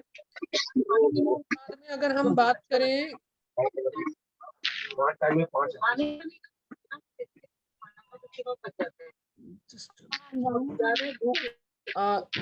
मेलेटोनिन की, जब हम बात करते हैं तो मेलेटोनिन जो है वो हमारे स्लीप के लिए रिस्पॉन्सिबल होता है। तो अभी रिसेंटली हम लोगों ने अपने क्लिनिक पे इस पे एक छोटी सी एक फाइंडिंग भी निकाली थी कि कैमोमाइल का स्लीप पे बहुत अच्छा बेनिफिट हमें देखने को मिला है। कैमोमाइल एक फ्लावर है, फ्लावर से एक्सट्रैक्शन निकाला जाता है जो कि मेलेटोनिन लेवल को इंक्रीज करता है। तो जनरली जो साइकेट्रिस्ट है हमारे, वो हमें स्लीप इंड्यूसर्स देते हैं, हमें मेलेटोनिन को अप करने के लिए मेडिसिन देते हैं जो हम रात में दिया जाता है। अगर हम उसको रिप्लेस करते हैं कैमोमाइल से तो हम देखेंगे कि हमारा जो स्लीप पैटर्न है, स्लीप साइकिल है, वो अच्छा होने लगता है और नेचुरल स्लीप हमें आने लगती है। तो कैमोमाइल उसमें एक बहुत अच्छा रोल प्ले कर रहा है। इसके बाद आता है प्रोबायोटिक्स। प्रोबायोटिक्स का जनरली हम लोग ये समझते हैं कि ये हमारे पेट के लिए अच्छा होता है, पर ऐसा नहीं है। प्रोबायोटिक में भी रिसेंट फाइंडिंग्स हुई है। रिसेंट फाइंडिंग्स में ये देखा गया है कि हमारे मूड को स्टेबलाइज करने में, डिप्रेशन को ओवरकम करने में प्रोबायोटिक्स बहुत मेजर रोल प्ले करते हैं। और अगर हम प्रोबायोटिक को प्रीबायोटिक के साथ में अगर हम मर्ज कर देते हैं तो हम देखेंगे कि हमारे बॉडी में फिजिकल फॉर्म में, मेंटल फॉर्म में, दोनों में ही बहुत अच्छा चेंज देखने को हमें मिलेगा। स्पेशली जो हमारे आज के समय में जो हम ये देख रहे हैं, साइकोसोमेटिक गैस्ट्रिक डिसऑर्डर देख रहे हैं, इरिटेबल बाउल सिंड्रोम हम देख रहे हैं, इसमें प्रोबायोटिक और प्रीबायोटिक दोनों का ही बहुत बड़ा रोल है इसमें। तो इसके लिए दही एक बहुत अच्छा ऑल्टरनेटिव होता है हमारे सामने, केला बहुत अच्छा ऑल्टरनेटिव है हमारे लिए, और छाछ है, छाछ इसमें बहुत अच्छा रोल प्ले करता है। ये सारी चीजें हमारी प्रोबायोटिक के तौर पे हमारे लिए बहुत अच्छा काम करते हैं। तो इनको अगर हम डाइट में ले रहे हैं तो हमारा एक तो डाइजेस्टिव सिस्टम अच्छा हो जाता है और दूसरा हमारा मेंटल हेल्थ भी हमारा इससे बैलेंस रहेगा। तो ये तो हो गई हमारी डाइट की बात कि हम कैसे अपने डाइट के थ्रू अपने न्यूट्रिशनल कंपोनेंट को अच्छा कर सकते हैं। नेक्स्ट जो हमारा इसमें स्टेप है वो है हमारा योगा का। तो योगा पे जैसे अभी पहले भी मधु मैम ने भी अपने लेक्चर में बहुत इसमें डिटेल में एलैबोरेट किया था, इसके अलावा और भी कई एक्सपर्ट्स ने योगा के इम्पोर्टेंस को बताया था। तो हम योगा के बारे में बहुत ज़्यादा इसमें हिस्ट्री या लेक्चर नहीं बताएंगे, हम सिर्फ वो योगा टेक्निक्स डिस्कस करेंगे जो कि हमारे मेंटल हेल्थ के लिए इम्पोर्टेंट है, जिनको कोई भी व्यक्ति, किसी भी एज का व्यक्ति कभी भी किसी भी समय बहुत आसानी से कर सकता है। तो जो इसकी इम्पोर्टेंस है, जो हमारा डीपर सेंस ऑफ परसेप्शन हमारा इंक्रीज करता है, हमारी मेंटल अलर्टनेस को बढ़ाता है, फोकस कंसंट्रेशन को हमारे इंक्रीज करता है, एंजाइटी को हमारे रिड्यूस करता है। इसमें एक चीज अभी ये भी पाई गई, वेगस नर्व। वेगस नर्व जो है वो हमारे ब्रेन और बॉडी को कनेक्ट करती है। तो अगर हम वेगस नर्व जो है को बैलेंस करने में योगा का बहुत अच्छा रोल देखा गया है, और इसको एलिवेट करने में जो हमारे योगा प्राणायाम हेल्प करते हैं वही हम आगे अब डिस्कस करने वाले हैं। इसमें सबसे पहला जो हमारा योगा प्राणायाम है वो है चंद्रभेदी प्राणायाम। जैसा कि आप इसमें स्क्रीन में देख भी रहे हैं कि ये मुद्रा है, ऊपर की जो पिक्चर है उसमें मुद्रा बताई गई है। इस मुद्रा में हमें इनहेल और एक्सहेल का प्रोसेस रहता है, लेकिन इसमें क्या है कि हम दोनों नॉस्ट्रिल से इनहेल नहीं करते हैं, लेफ्ट नॉस्ट्रिल से इनहेल करते हैं और राइट नॉस्ट्रिल से एक्सहेल कर देते हैं। फिर सेम प्रोसेस यही होता है, लेफ्ट नॉस्ट्रिल से इनहेल किया, राइट नॉस्ट्रिल से एक्सहेल कर देना रहता है। मतलब राइट नॉस्ट्रिल से इनहेल नहीं करना है। अनुलोम विलोम में क्या होता है, हम दोनों नॉस्ट्रिल से ऑल्टरनेटिवली हम इनहेल और एक्सहेल करते हैं। इसमें ऐसा नहीं रहता है, इसमें सिर्फ लेफ्ट से इनहेल करना, राइट से एक्सहेल कर देना है। तो अगर हम चंद्रभेदी प्राणायाम की डेली प्रैक्टिस कर रहे हैं 5 से 10 मिनट, तो हमारे स्ट्रेस लेवल को ये डिक्रीज करता है। इरिटेबिलिटी जिनमें देखने को मिलती है उसको ये डिक्रीज करता है। इंसोम्निया की प्रॉब्लम में इसका बहुत अच्छा इफेक्ट देखने को मिला है। मेंटल अलर्टनेस, फोकस में, कंसंट्रेशन में, मेमोरी पावर को अच्छा करने में इसका बहुत अच्छा रोल है। जो इसका कॉन्सेप्ट है चंद्रभेदी प्राणायाम का, चंद्र का मतलब जो है जो हमारे मून से है, और भेदना मतलब पियर्सिंग ऑफ मून। तो ये जो चंद्रभेदी प्राणायाम है ये हमारी जो 72-74 जो नाड़ी होती हैं, उन नाड़ी में से एक नाड़ी है इड़ा नाड़ी, इड़ा और पिंगला। तो इड़ा और पिंगला जो है रिस्पॉन्सिबल होती है हमारी सभी तरीके की मेंटल प्रोसेसिंग के लिए। तो इड़ा नाड़ी को अगर हम बैलेंस करते हैं तो ये हमारे नर्वस सिस्टम को बैलेंस करता है, जो कि हमारे पैरासिम्पैथेटिक नर्वस सिस्टम को एक्टिवेट करता है, ट्रिगर करता है, जो कि हमें लीड करता है रिलैक्सेशन की तरफ, कामनेस की तरफ। संस्कृत में जिसका मीनिंग है इड़ा का मतलब होता है कंफर्ट। तो हमें कंफर्ट देता है, बॉडी को हमारे हमारे एनर्जी लेवल्स को एनर्जाइज करता है, और हमारे बॉडी पार्ट्स में जो प्राण का जो फ्लो है उसको बैलेंस करता है। तो इसलिए हम इसको चंद्रभेदी प्राणायाम अगर हम डेली 5 मिनट प्रैक्टिस कर रहे हैं तो ये हमारे लिए मेंटल लेवल पे बहुत अच्छा इसका रिजल्ट हमें देखने को मिलता है। फिर आता है हमारा भस्त्रिका प्राणायाम और भ्रामरी प्राणायाम। इन दोनों प्राणायाम से हम सभी लोग बहुत अवेयर हैं। भस्त्रिका प्राणायाम में हम बहुत रैपिड ब्रीदिंग करते हैं, इनहेल और एक्सहेलेशन का हमारा रैपिड प्रोसेस होता है। ये हमारे डायफ्राम को, डाइजेस्टिव सिस्टम को हमारे बैलेंस करता है और स्ट्रेस को रिलीज करने में हेल्प करता है। भ्रामरी प्राणायाम जो हमारा है वो एंगर पे इसका बहुत अच्छा रोल प्ले है। जिनको एंगर इश्यूज हैं, जिनको इरिटेबिलिटी बहुत ज्यादा रहती है, उसमें अगर हम भ्रामरी प्राणायाम डेली 5 मिनट अगर हम कराते हैं, 5 से 10 मिनट, 10 से 15 मिनट, सिवियरिटी पे डिपेंड करता है कि हम कितना लंबा ड्यूरेशन उसको कराएंगे। एंजाइटी पे इसका बहुत अच्छा रोल प्ले है। कंसंट्रेशन और मेमोरी को अच्छा करता है हमारा। इंसोम्निया में इसका बहुत अच्छा रोल है। अल्जाइमर को प्रिवेंट करने में भी हेल्प करता है, और अगर किसी में सिम्टम्स हमें दिख रहे हैं तो उसको भी ये रोकने में मदद करता है। इसके अलावा जिनको भी माइल्ड हेडेक की प्रॉब्लम है या माइल्ड माइग्रेन है, तो उनमें भी हमें भ्रामरी प्राणायाम के रोल काफी अच्छे देखने को मिले हैं। फिर इसमें आता है चाइल्ड पोज और लायन पोज। चाइल्ड पोज को हम लोग बालासन भी बोलते हैं, और लायन पोज को हम लोग सिम्हा क्रिया भी बोलते हैं। इसमें जैसा कि हम ये पोस्चर में देख रहे हैं, हमें इसी पोस्चर में पहले तो वज्रासन में बैठ जाना रहता है। वज्रासन में बैठने के बाद में हमें इस तरीके से अपने हाथ को आगे की तरफ पुश करना रहता है, और जो हमारा सर है, मतलब मत्था है हमारा, वो जमीन को टच करता है।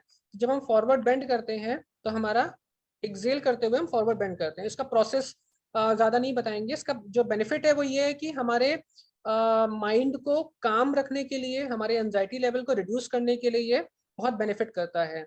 सिम्हा क्रिया जो है वो बॉडी को डिटॉक्स करती है, माइंड को डिटॉक्स करती है, नेगेटिव थॉट्स को, ओवर थिंकिंग को कंट्रोल करने में हेल्प करती है। जिसको आजकल सदगुरु जो ईशा फाउंडेशन है वो बहुत प्रमोट भी कर रहे हैं सिमा क्रिया को, तो वो इसमें काफ़ी अच्छा मेंटल हेल्थ बेनिफिट्स देखने को मिले हैं। फिर आता है अधोमुखासन। अधोमुखासन जो है, जिनको भी कॉन्फिडेंस लेवल की कमी रहती है या जिनको लैक ऑफ कॉन्फिडेंस रहता है, वो अगर अधोमुक्तासन 5 मिनट करते हैं तो उसमें उनके कॉन्फिडेंस लेवल को बूस्ट मिलता है। कॉग्निशन और ब्रेन फंक्शनिंग में हेल्प मिलती है, क्योंकि ये हमारे ब्रेन तक ब्लड के फ्लो को प्रॉपर करने में हेल्प करता है। ये वैसे तो एक सूर्य नमस्कार का एक पार्ट भी है, जो लोग सूर्य नमस्कार डेली करते हैं उसमें से एक आसन ये भी होता है अधोमुक्त आसन। तो जो लोग सूर्य नमस्कार नहीं कर पाते हैं किसी भी रीजन से, तो वो अगर अधोमुख आसन भी खाली कर रहे हैं तो भी उनको उतना ही बेनिफिट मिलेगा। डिप्रेशन और एंजाइटी को रिड्यूस करने में भी हेल्प करता है और मेंटल क्लैरिटी भी देता है। मतलब अगर जहाँ पर ब्रेन फॉगिंग की हम बात कर रहे थे, वहाँ पर अगर हम इसको ऐड कर देते हैं तो हमें उसमें हेल्प मिलती है। फिर आता है उत्तानासन, जिसको हम लोग फॉरवर्ड बेंड भी बोलते हैं। ये भी हमारे हेडेक को रिमूव करने में, जिनको फटीग की प्रॉब्लम है, जो लोग बोलते हैं कि मुझे बहुत ज़्यादा कमजोरी फील होती है, डाइजेशन हमारा अच्छा नहीं रहता है, स्ट्रेस लेवल हमेशा बना रहता है, तो इस तरीके से अगर हम फॉरवर्ड बेंड करके एक्सेल करते हुए अगर हम नीचे की तरफ बेंड करते हैं तो हम देखेंगे कि हमारा धीरे धीरे करके हमारा मेंटल स्टेट अच्छा होने लगेगा, डाइजेशन अच्छा होने लगेगा, जो हमें कमजोरी महसूस होती है वो हमारी दूर होना शुरू हो जाएगी। और मसल्स में जो स्टिफनेस रहती है, कॉन्ट्रैक्शन रहता है, क्योंकि हमारी लाइफस्टाइल इतनी सेडेंटरी होती जा रही है, उसमें हमें हेल्प मिलती है। फिर आता है सेतुबंध आसन, जिसको हम लोग ब्रिज पोज भी बोलते हैं, और दूसरा है हमारा भुजंग आसन, जिसको हम लोग कोबरा पोज भी बोलते हैं। ये दोनों ही आसन फिजिकली और मेंटली दोनों लेवल पे हमारे हेल्प करते हैं। जिनको सर्दी जुकाम बुखार बहुत जल्दी होता है, जिनको इम्यूनिटी बहुत कमजोर रहती है, जिनको एलर्जी बहुत जल्दी हो जाती है, जिनको कफ की प्रॉब्लम बहुत रहती है, एसिडिटी की प्रॉब्लम बहुत रहती है, साइकोसोमेटिक प्रॉब्लम्स बहुत रहती है, ये दोनों ही आसन वहाँ पे बहुत अच्छा रोल प्ले करते हैं। इसमें अगर हम ये दोनों आसन डेली 5-5 मिनट कर रहे हैं तो हमारा एक तो ब्रेन रिलैक्स होता है, हमारी बॉडी भी रिलैक्स होती है, डाइजेस्टिव सिस्टम हमारा बहुत अच्छा इससे हो जाता है, कफ को रिलीज करता है, ब्लड सर्कुलेशन अच्छा करता है, और जिनको अस्थमा की प्रॉब्लम है उनकी अस्थमा को प्रॉब्लम को भी ये ओवरकम करने में हेल्प करता है। फिर है गरुड़ आसन, जिसको हम लोग ईगल पोज भी बोलते हैं।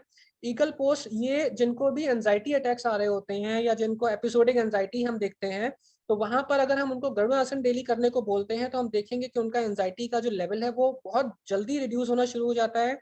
बॉडी को बैलेंस करने में, जैसे कई लोगों को ट्रेमर्स आते हैं या चलते चलते एकदम से लड़खड़ा जाते हैं, या कहीं पे बोलना होता है तो नर्वस ब्रेकडाउन हो जाता है उनका, या परफॉर्मेंस एंजाइटी हो जाती है, तो उसमें गरुड़ आसन के बहुत अच्छे रिजल्ट्स देखने को मिले हैं।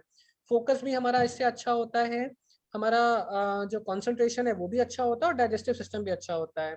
सेम चीज हमारी वज्रासन पे भी आती है। वज्रासन में बस ये है कि वज्रासन हमारे जो साइकोसोमेटिक इलनेसेस हैं, स्पेशली जो गैस्ट्रिक डिसऑर्डर्स हैं, उसमें हमारा ये बहुत अच्छा रोल प्ले करता है, हमारे माइंड को शांत करने में इसका बहुत अच्छा रोल है। और ये इकलौता एक ऐसा आसन है जिसको हम खाना खाने के तुरंत बाद भी कर सकते हैं, और करना भी चाहिए, इससे कि हमें गैस और एसिडिटी की प्रॉब्लम लाइफ लॉन्ग नहीं होगी। इसके बाद सूर्य नमस्कार। सूर्य नमस्कार के बेनिफिट से हम सभी लोग परिचित हैं कि हमारे मेंटल एजाइल को, हमारे जॉइंट्स को, मसल्स को, हार्मोनल इम्बैलेंस को, कार्डियोवास्कुलर सिस्टम को हमारे बेनिफिट देता है, जो हमारे 12 साइकिल्स हैं। अनुलोम विलोम हमारे डिप्रेशन, एंजाइटी, स्ट्रेस और टेंशन को दूर करने में हेल्प करता है। लंग्स को हमारे प्रॉपर करता है, मेमोरी पावर को इंक्रीज करता है, और इम्यूनिटी सिस्टम को हमारे अच्छा करता है। इसके बाद जो कुछ और ऐसे आसन है जो जिसको हम प्रैक्टिस में ला सकते हैं, अंजनी आसन है, नटराज आसन है, वृक्ष आसन है, चक्रासन है, पश्चिमोत्तासन है, और विपरीता करनी है। ये कुछ ऐसे आसन है जो हमारे मेंटल हेल्थ को ओवरऑल बूस्ट करने में हेल्प करते हैं, हमारी मेंटल और फिजिकल हेल्थ को बैलेंस करने में हेल्प करते हैं। ये कुछ ऐसी 3 मुद्राएं हैं, प्राण मुद्रा, शेपना मुद्रा और ब्रह्म मुद्रा। ये तीनों मुद्राएं हमारी ऐसी मुद्राएं हैं, अगर हम इनको 5 मिनट डेली सुबह उठते ही उठते अगर हम इसको करते हैं, जैसे जो लोग कंप्लेन करते हैं ना कि सुबह उठते उठते अच्छा फील नहीं होता है, या जरा सा भी काम किया तो थकान महसूस होने लगती है, तो ये हमारी इंस्टेंट एनर्जी बूस्टर्स हैं। हमें इंस्टेंट एनर्जी हमारी बॉडी को मिलना शुरू हो जाती है। जो लोग ये कहते हैं कि वो तो हर समय बहुत नेगेटिव सोचते हैं, उनके आसपास का ऑरा बहुत नेगेटिव है, या उनको नेगेटिव थॉट्स ही आते हैं, तो अगर वो ऐसे लोगों को अगर हम प्राण मुद्रा, शेपना मुद्रा और ब्रह्म मुद्रा, इनमें से कोई भी एक मुद्रा अगर हम उनको बोलें कि आपको डेली प्रैक्टिस करनी है, तो उनका एनर्जी लेवल बैलेंस होने लगेगा, उनकी मेंटल, जो हमारी मेंटल एनर्जी है वो हमारी इंप्रूव हो जाएगी। फटीग की जब हम बात करते हैं तो दो तरीके के फटीग हम फील करते हैं, मेंटल फटीग और फिजिकल फटीग। तो ये तीनों ही मुद्राएं मेंटल फटीग में भी हेल्प करती हैं और फिजिकल फटीग में भी हेल्प करती हैं।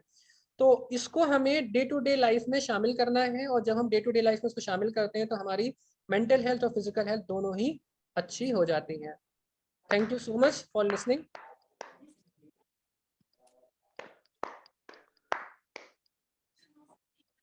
थैंक यू,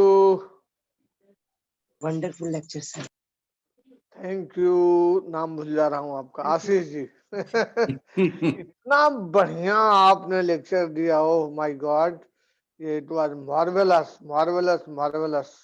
मेरे पास शब्द नहीं बहुत है कि अच्छा, बहुत मैं किस उससे धन्यवाद दूं, क्या करूं, लेकिन बहुत गजब का आपका लेक्चर रहा है और ये सबके लिए इंफॉर्मेटिव रहा है। और यही इसी चीज की जरूरत है कि मेंटल हेल्थ को संभालने के लिए क्या क्या किए जाएं, और जो प्रैक्टिकल एक्सपीरियंस आपने दिया वो आप एक लाजवाब है, उसमें कोई शक नहीं है। हाँ, एक चीज मैं कहना चाह रहा था। जी सर। वो हम फिजिकल हेल्थ की बात कर रहे थे जी। ऐसा है कि आजकल लाइफ स्टाइल डिजीज इतना बढ़ रही हैं, और उसमें कार्डियोवैस्कुलर डिजीज है, उसमें डायबिटीज है, उसमें हाइपरटेंशन है, ये तीन को आप मेन मान कर चलिए। जी। तो आप स्पेशली मैं आपसे अनुरोध करूंगा कि आप एक ऐसा पैकेज बनाइए जी। कि जो हार्ट के पेशेंट्स हैं, जिनको स्टंट पड़ गया है, जिनके बाईपास सर्जरी हो गई है, डायबिटीज के पेशेंट्स हैं, किडनी के पेशेंट्स हैं, जो ब्लड प्रेशर के पेशेंट्स हैं, उनके लिए एक पैकेज आप तैयार कीजिए। मेरा अपना कहना है कि कौन सा डाइट कैसे ले, हालांकि लोग बताते हैं कि डाइट में ये कीजिए वो कीजिए, लेकिन ये है कि आप डाइट और ये जो अब बताया आपने योगा और आसन की, इसका एक पैकेज आप जरूर बनाइए। और हम एक कोई लेक्चर विशेष आपके लिए आयोजित करना चाहेंगे कि लोगों को बहुत लाभ होगा। और आपने जो थोड़ा सा अपना एक्सपीरियंस आपको बता दूं, जो आप जो बताए हैं कार्बोहाइड्रेट, प्रोटीन और विटामिन मिनरल्स, तो ये सारी चीजों का संयोग की बात है कि मैं उस सबका सेवन में कर रहा हूँ और बेटर फील कर रहा हूँ, इसमें कोई शक नहीं है। जो आपने ओमेगा 3 फैटी एसिड की बात आपने की, तो मैं कुछ ओमेगा 3 फैटी एसिड पर पढ़ रहा था, तो उसमें हमको फॉरेन जो साइंटिस्ट थे उनकी रिसर्चेज मिली, जो जर्नल में पब्लिश थी। उन्होंने बताया था कि गर्भ में पल रहे बच्चे के लिए ये मदर को ओमेगा 3 फैटी एसिड लेना कितना जरूरी है, क्योंकि वो इंटेलेक्चुअल डेवलपमेंट को, उसके ब्रेन के डेवलपमेंट को सीधे प्रभावित करता है। तो बहुत अच्छी बात आपने की, और हमने अपनी बात कर ली, और आप तो हमारे अप्रोच में है, आपसे हम कुछ ना कुछ ले ही लेंगे, उसमें कोई बात नहीं है। जी सर, वैसे हमने सर जो आपने जो डाइट चार्ट की बात करी है, हमने कस्टमाइज डाइट प्लान बनाया हुआ है ऑलरेडी, 3 एज ग्रुप के लिए, एक बच्चों के लिए, एक एडल्ट एज के लिए और एक गेरियाट्रिक एज के लिए। तो इन तीनों ही कैटेगरीज में हमने अलग अलग बीमारियों के हिसाब से भी बनाया हुआ है, थायराइड डिसऑर्डर के लिए अलग, डायबिटीज के लिए अलग और हार्ट हेल्थ के लिए अलग, और जिनको कोलेस्ट्रॉल है उनके लिए अलग।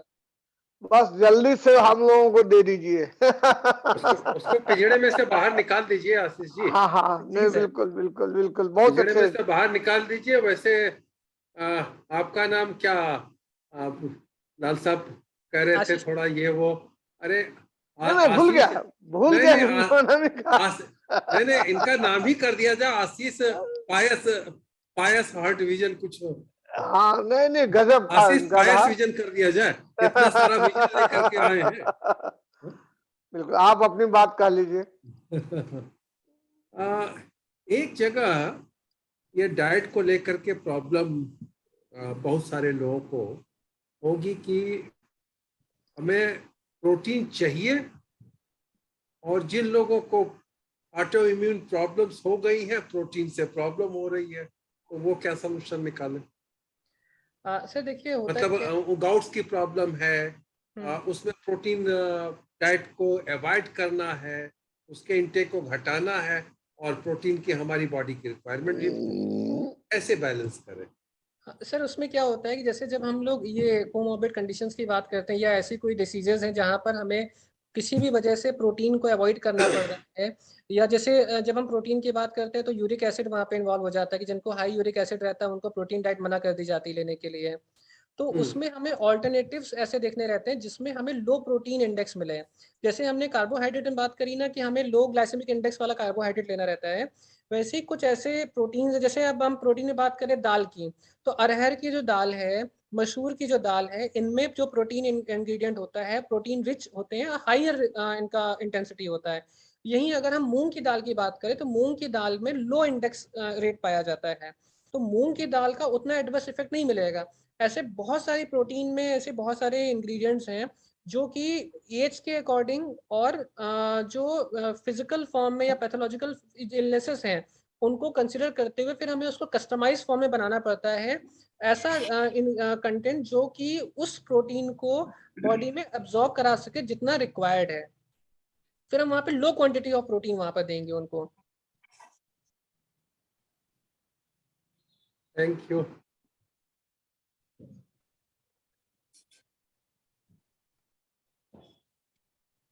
और कोई? प्रमिला मैम आप कुछ बोल दीजिए। नहीं सर, आप लोगों आज का कुछ बोलने लायक है ही नहीं। सभी ने बताया कि बहुत इंफॉर्मेटिव था और मैंने तो शुरू में ही लिख भी दिया था कि इट्स बीन वेरी इंफॉर्मेटिव। हाँ, प्रोटीन में शायद आई डोंट नो, अभी बात चली है तो अगर स्किम्ड मिल्क का पनीर घर पे बना लिया जाए तो वो भी तो लो फैट रहता होगा, लो प्रोटीन हाँ रहता जी, वो होगा। लो फैट रहता है, वो लो फैट रहता है। Low fat and low protein भी रहता है क्या? हाँ, ये लो मेरे लिए भी प्रोटीन, देखना हाँ low fat and low protein रहता है, इसीलिए हम लोग उसको लो स्किम मिल्क ही बोलते हैं। और इवन जो हाँ, हम लोग इससे चीज टोफू जो फॉर्म किया जा रहा है सोया मिल्क से, सोया मिल्क ऑल्दो हाँ, बहुत हाई प्रोटीन होता है, बट अगर हम उसको प्रोसेसिंग कर लेते हैं टोफू के फॉर्म में तो हमें उतना हाई प्रोटीन नहीं मिलता है। और नहीं इसमें एक मिलता। चीज ये भी है कि अगर हम गाय के दूध से अगर उसको प्रोसेस करते हैं तो वो और भी अच्छा है। ओके, अच्छा, तो हाँ, गाय के दूध में फैट तो कम रहता ही है, खैर। हाँ हाँ, तो प्रोटीन का मेरे को एकदम से जब बात चली तो मुझे ये दिमाग में आया कि क्या वो लो प्रोटीन भी रहता हाँ, है? वो दैट्स लो प्रोटीन रहता है और लो फैट भी रहता है। गुड। हाँ, तो वो जो मक्खन निकली हुई दूध की छाछ होती है, जो छाछ जिसको हम बोलते हैं, नॉट हाँ लस्सी, तो हम्म, वो भी लो फैट रहेगी। हाँ वो भी लो और अगर फैट स्किम रहेगी और मिल्क इवन से वो, में वो डाल के बना लें तो I there is nothing like that. हाँ मैम वो ले सकते हैं और उससे कोई प्रॉब्लम नहीं होगा। Thank you. It was a very good lecture. Thank you and ma'am. Depression anxiety की बात बहुत बार आई, बहुत बार आई। एक तो बात तय ही है कि अच्छी डाइट ले लो और योगा कर लो तो डिप्रेशन और एंजाइटी एंड इंसोम्निया से तो बुढ़ापे में छुटकारा मिल ही जाएगा। जी जी बुढ़ापे में इंसोम्निया तो बहुत लोगों को रहता है। बहुत है, बहुत है। हाँ, स्लीप तो रिड्यूस हो ही जाती है हम लोगों की। देखिए रवि सर भी हाँ बोल रहे हैं, सभी लोगों को प्रॉब्लम है ये नहीं कि बहुत नंबर ही ऑफ बढ़िया। आवर्स टू स्लीप जो है ना वो रिड्यूस हो जाता है। तो this is a good idea you have given, thank you very much. End of course community psychology आपका थोड़ा सा बेनिफिट उठाएगी, आपको और इन्वॉल्व करेगी। ये सर बिल्कुल ने बिल्कुल कहा ही है, हम सब सर के बिल्कुल साथ, बिल्कुल हम सब सर के साथ हैं। इट वाज बिल्कुल नाइस, थैंक यू बहुत so much, thanks, thank you ma'am. Thank you. Insomnia की बात चल रही थी, मेरी प्रॉब्लम थोड़ी उल्टी है। मुझे आज भी 8 घंटे से कम की नींद में काम नहीं चलता, मैं उससे परेशान हूँ। ये 8 घंटे से ज्यादा चाहिए, इतना समय सोने के लिए कहाँ से दिया। इसको कैसे ओवरकम किया जाए? उसका और करने को समय ही नहीं बचता है। जब देखो सोने का, 8-7 रात में भी सो लो तो भी दिन में सोने का मन करता है। और उसमें मुद्राएं बहुत फायदा करेंगी, हाँ? मुद्राएं बहुत फायदा करेंगी। अच्छा, कैसे आपको नींद इतनी ज्यादा आ रही है कि लोगों को नींदें नहीं आ रही है? तो बड़ा आश्चर्य की बात है। थोड़ा ज्यादा ही निश्चिंत हो गया होऊंगा। हाँ, हो सकता है। नहीं खैर सर, ये तो डिफरेंट बॉडी की नीड भी डिफरेंट होती है, इंडिविजुअल डिफरेंसेस भी इसमें बहुत हैं। I have seen people who are very young, but they are not able to sleep for more than 5 to 6 hours. तो जैसे बच्चे भी बहुत सारे जो हाइपर एक्टिव होते हैं, कोई बच्चा तो पैदा होने के बाद 24 में से 22 घंटा सो लेता है, लेकिन बहुत सारे बच्चे जो हैं वो मुश्किल से 16 या 18 घंटे, जस्ट बॉर्न बेबीज की मैं बात कर रही हूँ, ऐसा मैंने देखा भी, इस बारे में मैंने पढ़ा भी। तो कहीं ना कहीं एक बेसिक भी कोई, I don't know about the details, लेकिन एक जेनेटिक भी इम्पैक्ट है इसके ऊपर। And this also I have seen it runs through the families कि दादाजी को भी नींद कम आती थी तो फादर को भी कम आती थी, तो बेटे को भी कम आती है तो उसके बेटे को भी कम आती है, या बच्चे, मतलब ये थ्रू जनरेशंस भी I have seen it running in the families। तो मुझे लगता है इंडिविजुअल नीड का बड़ा फर्क है। आशीष जी, एक बात मैं कहना चाहता था। जी सर। वो ये कि इंसोम्निया कहेंगे कि नहीं कहेंगे, यदि है तो उसकी क्या सॉल्यूशन है। जैसे कि सोते समय तो अर्ली में नींद आ गई, 11 बजे सोए, नींद आ गई, 1 बजे नींद खुल गई। अब 1 बजे नींद खुल गई, अब नींद आ ही नहीं रही है। अब लगे जगे हैं 1 घंटे 2 घंटे, अब 3 बजे 4 बजे, कभी कभी 5 बजे जाकर के नींद अगर आ रही है, तो इसका कोई सॉल्यूशन आपके देखने में है? सर इसमें एक अभी कुछ समय पहले एक पर्सन आए थे, वो रिटायर्ड आर्मी ऑफिसर थे एयर फोर्स से, तो उनको यही सिमिलर प्रॉब्लम था। तो उन्होंने उनको लगा था कि शायद पोस्ट कोविड ये कॉम्प्लिकेशन उनको डेवलप हुआ है, तो उन्होंने काफ़ी इसका ट्रीटमेंट वगैरह भी कराया था, काफ़ी सेशन वगैरह भी लिए। पता नहीं, उन्होंने शायद ट्रायल बेसिस पर ही उन्होंने सोचा कि एक बार काउंसलिंग सेशन लेके देखते हैं, शायद इसके लिए कुछ इसमें रिजल्ट देखने को मिलता है। तो उनका जब हिस्ट्री लिया था, तो आफ्टर रिटायरमेंट उनका जो लाइफ स्टाइल था वो काफ़ी हद तक चेंज हो गया था, जिसकी वजह से उनके अंदर साइकोसोमेटिक गैस्ट्राइटिस डेवलप होना शुरू हुई थी, जो साइलेंट गैस बन रही थी बॉडी में। और साइलेंट गैस उनको रात में प्रॉब्लम क्रिएट करती थी। तो क्या होता था कि 1 बजे 1:30 बजे 2 बजे के आसपास उनकी आंख खुल जाती थी और फिर वो उनको नींद नहीं आती थी। और ऐसा भी नहीं कि उनको एसिडिटी बन रही हो या गैस पास हो रही हो, उनके बॉडी में वो एक मेटाबॉलिज्म वैसा बन गया था कि रात में 1:30 2 बजे आंख खुल जाती थी और सुबह 3 साढ़े 3 4 बज जाता था कि नींद नहीं आती थी। उसके लिए वो रात में स्लीपिंग पिल्स लेते थे और फिर वो नींद, और सुबह जब उठते थे तो उनको फ्रेश फील नहीं होता था। तो उसमें थोड़ा-सा हमने उनको 2-3 चीज़ें करवाई थी रात में। एक तो हमने उनको ये बोला कि आप रात में सोने से पहले आप योग निद्रा प्रैक्टिस करिए। दूसरा, सुबह-सुबह हमने उनको बोला कि जो भी हमने प्राणायाम बताए हैं, इसमें से उनको भ्रामरी और ओम का उच्चारण, क्योंकि ओम का उच्चारण जनरली हम लोग बहुत गलत तरीके से करते हैं। ओम का उच्चारण जनरली हम लोग क्या करते हैं, सिर्फ ओम बोलते हैं और ओम बोल करके हो गया, पर ऐसा नहीं है। ओम का अगर हम थेरेपेटिक लेवल पे अगर हम इसका प्रोनाउंसिएशन देख रहे हैं योग के फॉर्म में, तो बहुत अलग है। तो वो उनको प्रैक्टिस कराया तो में इम्प्रूवमेंट आया, उनका गैस्ट्रिक इशू भी डाउन हुआ और उसका जो ये जो ब्रेक हो रहा था या सेगमेंट्स आ रही थी, वो फिर शेड के फॉर्म में हुई और उनको फिर साउंड स्लीप आने लगी। फिर वो सीधे 5 बजे उठते थे और शाम को रात में 10 साढ़े 10 बजे सो गए और सुबह 4:30 5 बजे उठ रहे हैं। बहुत अच्छा। तो सर सक्सेना साहब, आप आशीर्वाद आशीष जी को दे दीजिए। आशीष जी ने बहुत अच्छा प्रेजेंटेशन किया है और मैं ये केवल जानना चाहता हूँ अपने पॉइंट ऑफ व्यू से, अभी कुछ दिन पहले मेरे पेसमेकर लगा है, तो डॉक्टर ने कहा कि आप कोई एक्सरसाइज नहीं करेंगे। पहले मैं आर्ट ऑफ लिविंग किया करता था, रेगुलरली करीब 10 12 15 साल से आर्ट ऑफ लिविंग कर रहा था, और वो बंद करना पड़ा। और अच्छा, चूंकि मैं कुछ केटेनाइन की प्रॉब्लम है, तो लो प्रोटीन वैसे कहा जाता है कि बॉडी वेट के हिसाब से अगर किसी का 70 किलो वेट है तो 70 ग्राम उसे प्रोटीन चाहिए। जी सर। और दूसरी बात ये कि हमारे लिए कहा गया था कि आप आधा ग्राम लेंगे। तो जैसे मान लीजिए मेरा वेट 90 कुछ था, अब 80 रह गया है, तो 80 में मुझे 40 ग्राम प्रोटीन लेना है। अब 40 ग्राम प्रोटीन मुझे कहाँ से मिलेगा ये मुझे नहीं मालूम। दाल खाने का मैं बहुत शौकीन हूँ, मैं नॉन वेज के साथ भी दाल खाता हूँ।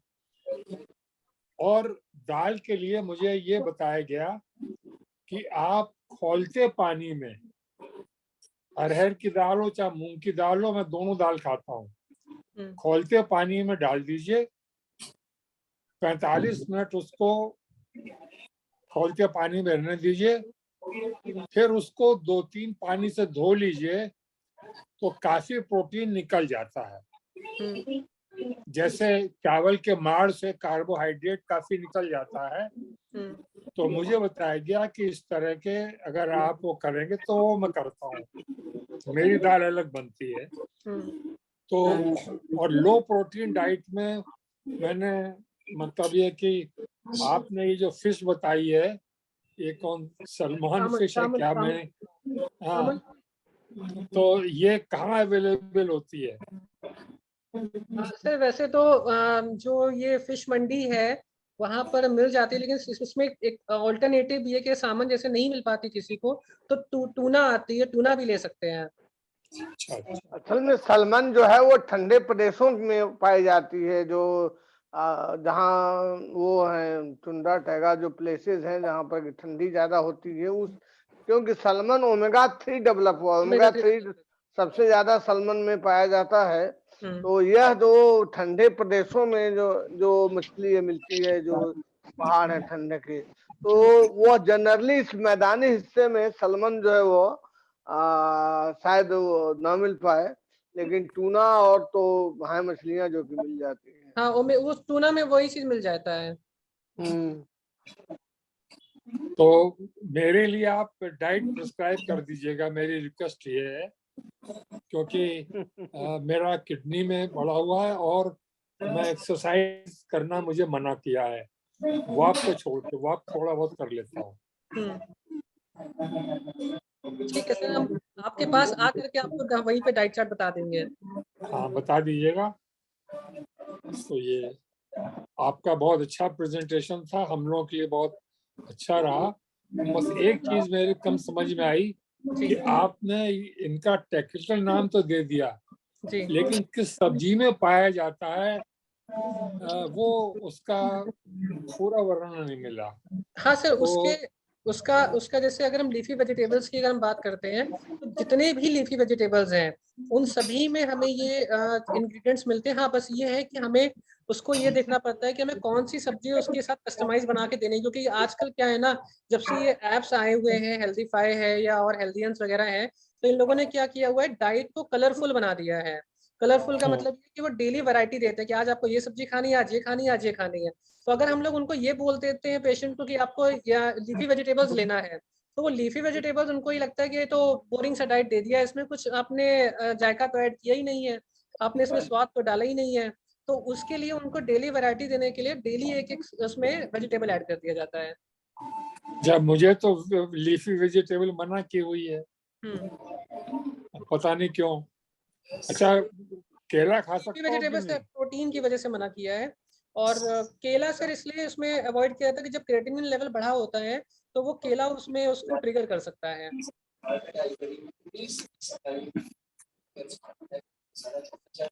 ठीक है, थैंक यू।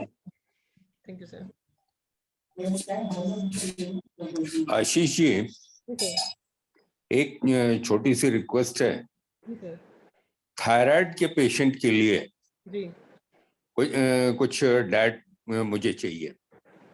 ठीक है सर, आप बस मुझे ये बता दीजिएगा कि कितने एज ग्रुप के लिए बनाना है। हम बस मतलब जिसमें बॉडी कॉम्प्लेक्शन भी चाहिए रहता है। मैं आपको पर्सनली रिपोर्ट भेज दूंगा, जी सर। जो लेटेस्ट रिपोर्ट है, जी तो उसके बाद फिर देखते हैं। ठीक है। ठीक है सर, हम भेज देंगे। बहुत ही बढ़िया आपका प्रेजेंटेशन रहा, बहुत बड़ा इंफॉर्मेटिव रहा, मतलब तारीफ के लिए, जैसा रामजीलाल ने कहा, शब्द नहीं है, सही कहा उन्होंने। Thank you sir.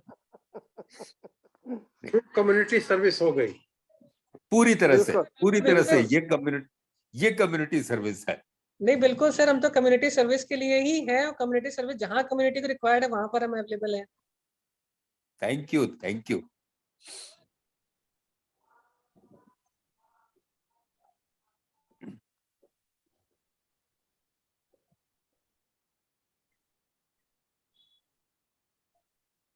और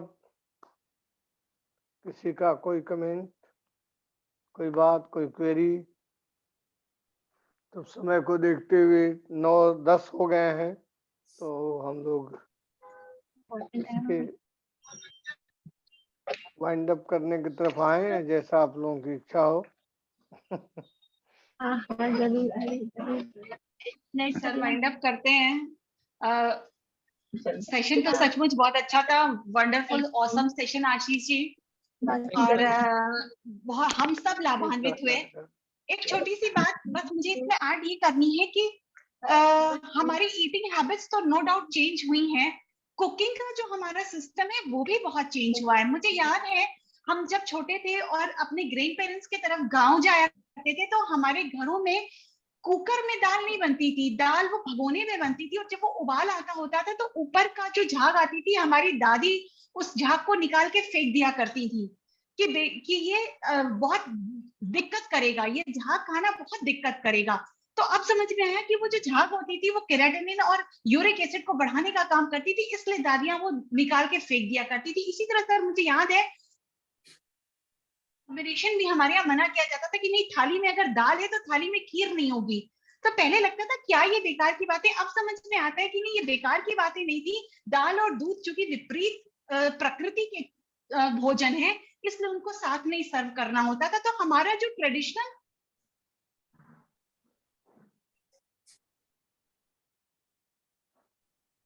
प्रॉब्लम्स तो हमारी वही दूर हो जाया करती थी। तो अगर हम, जैसा कि आशीष जी ने कहा, हम ट्रेडिशनल भोजन करें, हमारी थाली पूरी रंगीन हो, उसमें हरी सब्जियां हो, पीली दाल हो, सलाद हो, चावल हो, और साथ साथ कुकिंग का भी तरीका, हमने एल्युमिनियम में कुकिंग शुरू कर दी, हमने हैंडालियम में कुकिंग शुरू कर दी, जो कि सब टॉक्सिन्स हैं और भोजन को कहीं ना कहीं विषैला बनाते हैं।